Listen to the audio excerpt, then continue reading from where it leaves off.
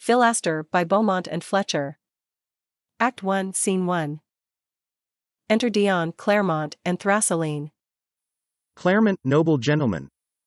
Here's no lords nor ladies. Dion, a lord. Credit me, gentlemen, I wonder at it, they received strict charge from the king to attend here. Besides, it was boldly published that no officer should forbid any gentleman that desired to attend and hear. Can you guess the cause? Sir, it is plain, about the Spanish prince, that's come to marry our kingdom's heir and be our sovereign. Thrasyline, noble gentleman.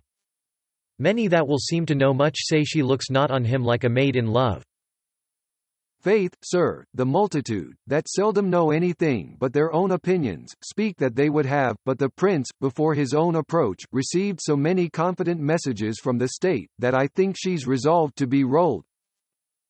Sir, it is thought, with her he shall enjoy both these kingdoms of Sicily and Calabria.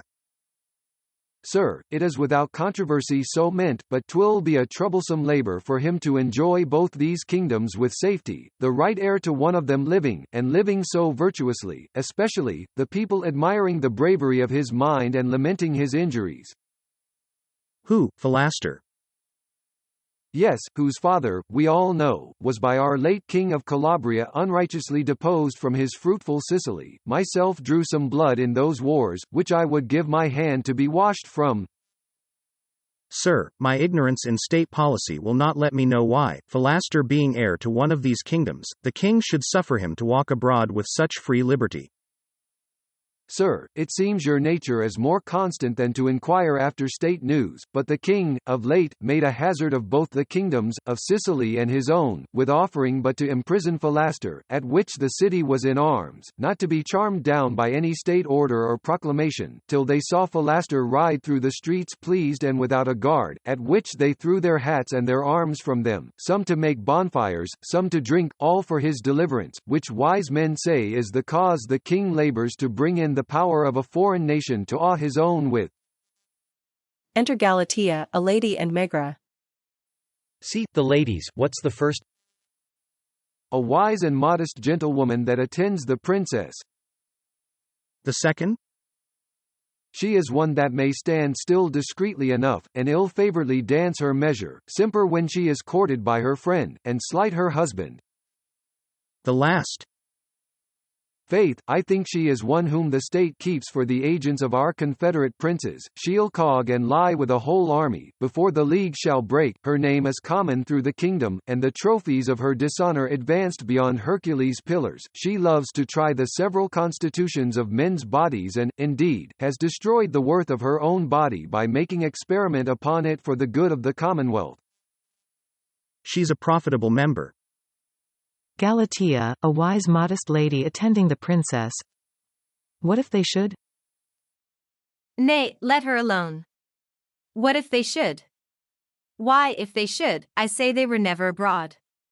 What foreigner would do so? It writes them directly untravelled. Why, what if they be?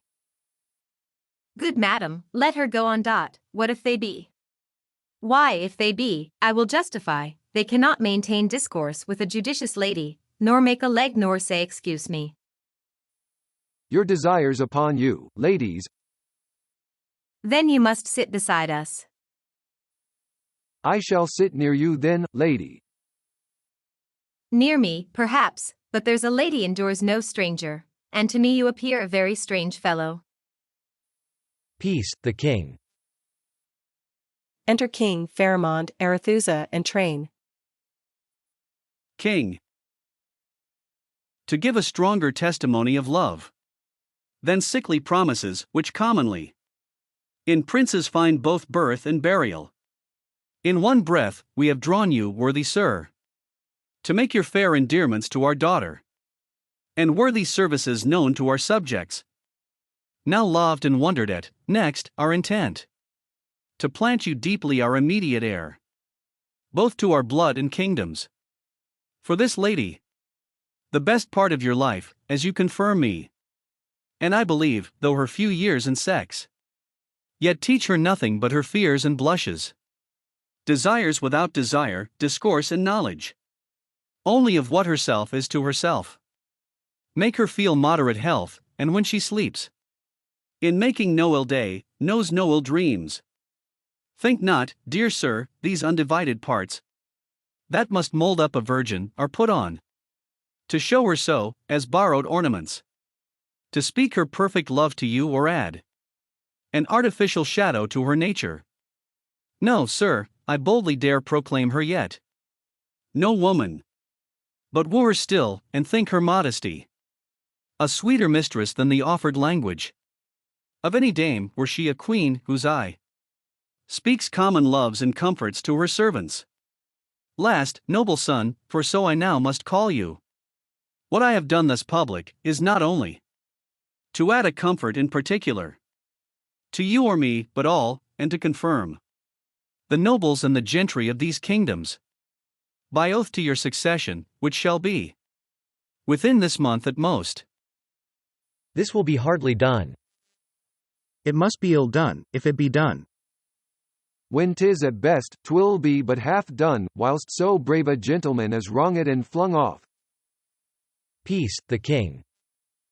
Who does not? I fear not for myself, and yet I fear too. Well, we shall see, no more.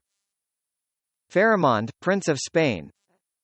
Kissing your white hand, mistress, I take leave to thank your royal father, and thus far to be my own free trumpet, understand, great king, and these your subjects, mine that must be, for so deserving you have spoke me, sir, and so deserving I dare speak myself, to what a person, of what eminence, ripe expectation, of what faculties, manners and virtues, you would wed your kingdoms, you and me have your wishes, oh, this country, by more than all the gods, I hold it happy, happy in their dear memories that have been kings great and good, happy in yours that is, and from you, as a chronicle to keep your noble name from eating age, do I opine myself most happy. Gentlemen, believe me in a word, a prince's word, there shall be nothing to make up a kingdom mighty and flourishing, defenced, feared, equal to be commanded and obeyed, but through the travails of my life I'll find it, and tie it to this country, by all the gods, my reign shall be so easy to the subject, that every man shall be his prince himself, and his own law, yet I his prince and law, and, dearest lady, to your dearest self, dear in the choice of him whose name and lustre must make you more and mightier, let me say, you are the blessedst living, for, sweet princess, you shall enjoy a man of men to be your servant, you shall make him yours, for whom great queens must die.